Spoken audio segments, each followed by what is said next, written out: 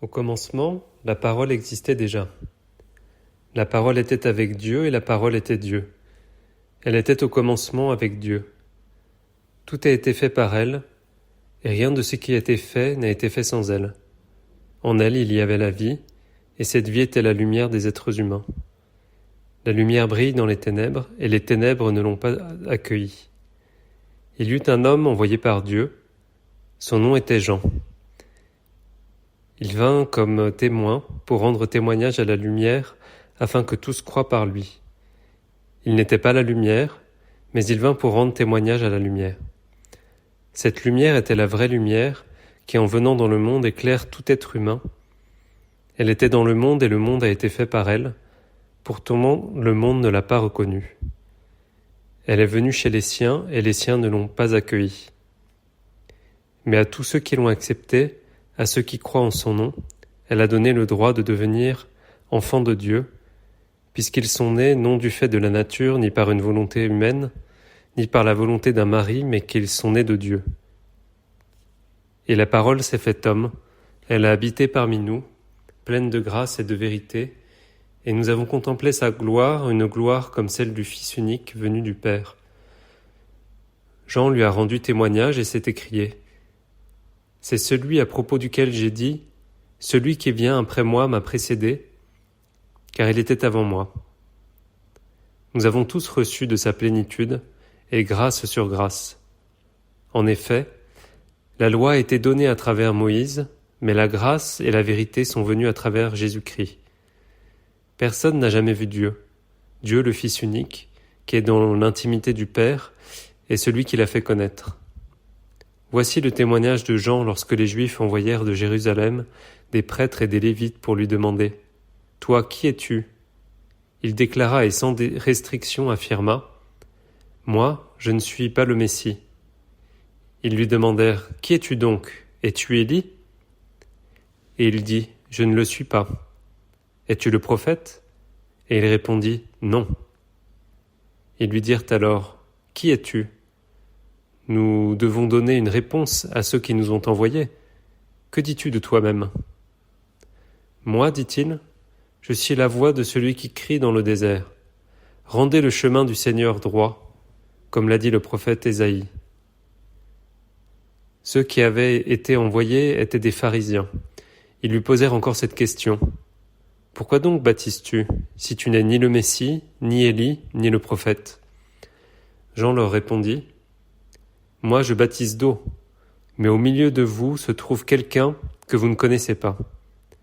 Il vient après moi, mais il m'a précédé, et je ne suis pas digne de détacher la courroie de ses sandales. » Cela se passait à Béthanie, de l'autre côté du Jourdain où Jean baptisait.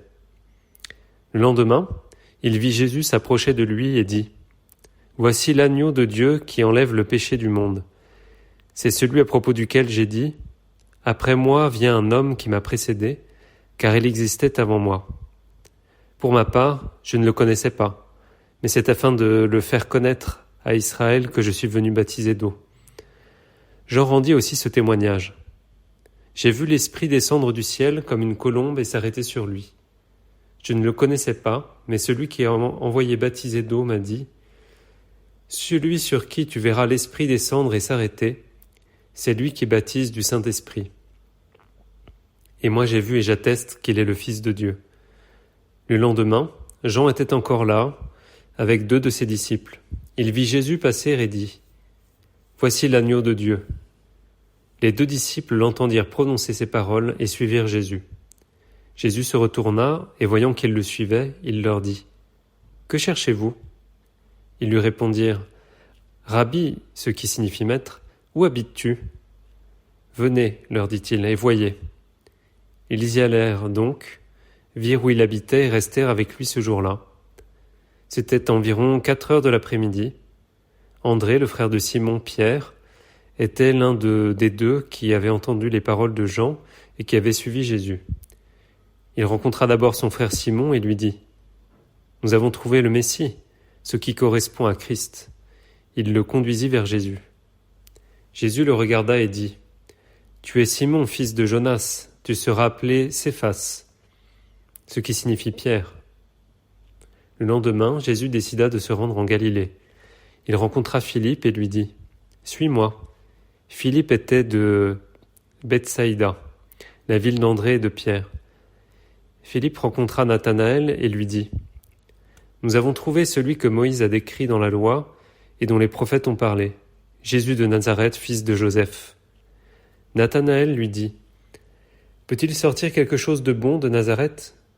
Philippe lui répondit « Viens et vois. » Jésus vit Nathanaël s'approcher de lui et dit de lui « Voici vraiment un Israélite en qui il n'a pas de ruse. » « D'où me connais-tu » lui dit Nathanaël. Jésus lui répondit « Avant que Philippe t'appelle, quand tu étais sous le figuier, je t'ai vu. » Nathanaël répondit « Maître, tu es le Fils de Dieu, tu es le roi d'Israël. » Jésus lui répondit « Parce que je t'ai dit que je t'ai vu sous le figuier, tu crois ?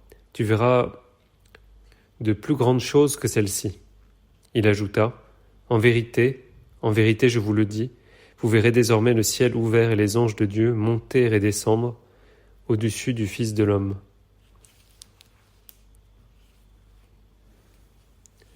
Or, le 3e jour, il y eut des noces à Cana en Galilée. La mère de Jésus était là. Jésus fut aussi invité aux noces avec ses disciples. Comme le vin venait à manquer, la mère de Jésus lui dit « Ils n'ont plus de vin. » Jésus lui répondit « Que me veux-tu, femme ? Mon heure n'est pas encore venue. » Sa mère dit au serviteur « Faites tout ce qu'il vous dira. » Or il y avait là 6 jarres de pierre destinées aux purifications des Juifs et contenant chacune une centaine de litres. Jésus leur dit « Remplissez d'eau ces jarres. » Et ils les remplirent jusqu'au bord.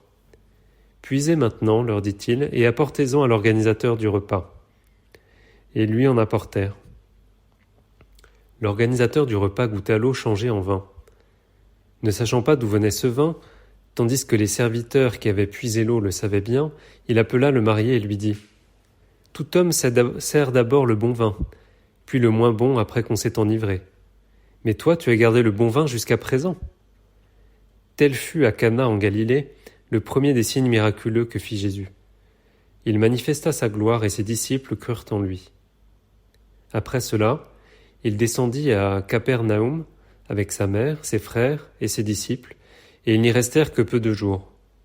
La Pâque juive était proche et Jésus montait à Jérusalem. Il trouva les vendeurs de bœufs, de brebis et de pigeons, ainsi que les changeurs de monnaie installés dans le temple. Alors il fit un fouet avec des cordes et les chassa tous du temple, ainsi que les brebis et les bœufs. Il dispersa la monnaie des changeurs et renversa leur table.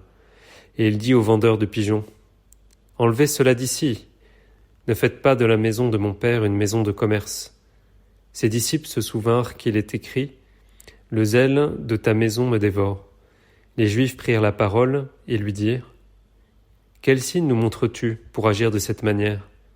Jésus leur répondit « Détruisez ce temple et en 3 jours je le relèverai. » Les Juifs dirent « Il a fallu 46 ans pour construire ce temple et toi, en 3 jours tu le relèverais ?» Cependant, lui parlait du temple de son corps.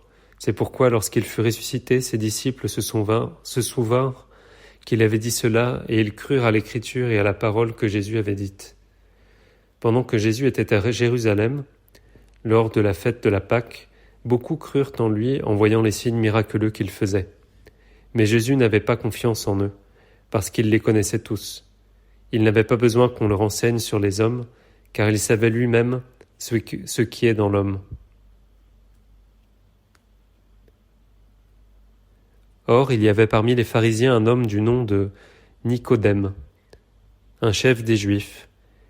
Il vint de nuit trouver Jésus et lui dit « Maître, nous savons que tu es un enseignant envoyé par Dieu, car personne ne peut faire ces signes miraculeux que tu fais si Dieu n'est pas avec lui. » Jésus lui répondit « en vérité, je te le dis, à moins de naître de nouveau, personne ne peut voir le royaume de Dieu. » Nicodème lui dit « Comment un homme peut-il naître quand il est vieux ? Peut-il une seconde fois entrer dans le ventre de sa mère et naître ?» Jésus répondit « en vérité, je te le dis, à moins de naître d'eau et d'esprit, on ne peut entrer dans le royaume de Dieu. Ce qui est né de parents humains est humain, et ce qui est né de l'esprit est esprit. Ne t'étonne pas que je t'ai dit, il faut que vous naissiez de nouveau.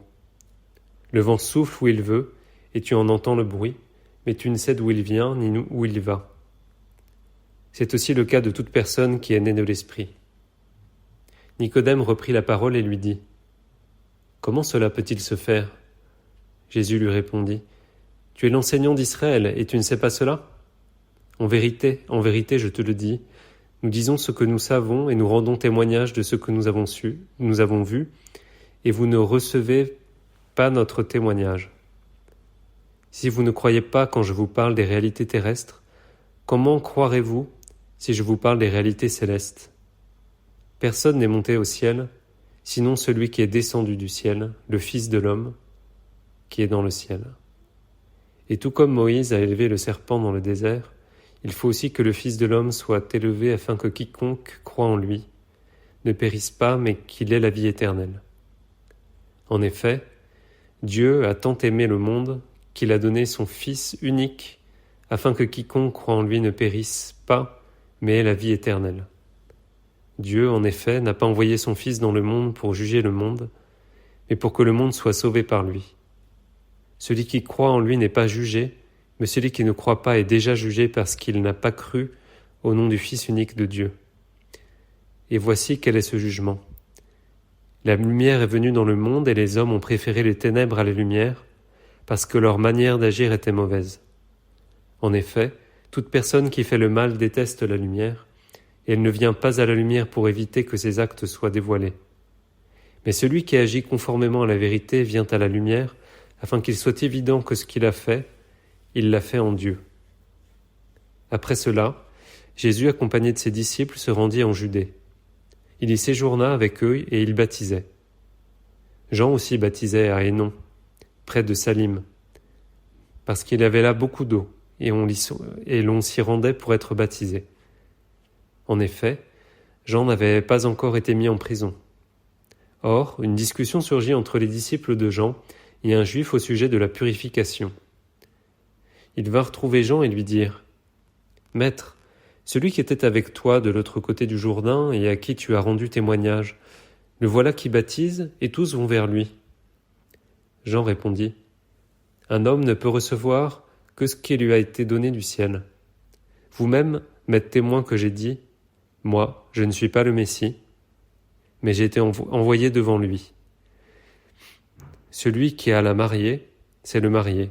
Mais l'ami du marié, qui se tient là et qui l'entend, éprouve une grande joie à cause de la voix du marié. Ainsi donc, cette joie qui est la mienne est parfaite. Il faut qu'il grandisse et que moi, je diminue. Celui qui vient d'en haut est au-dessus de tous.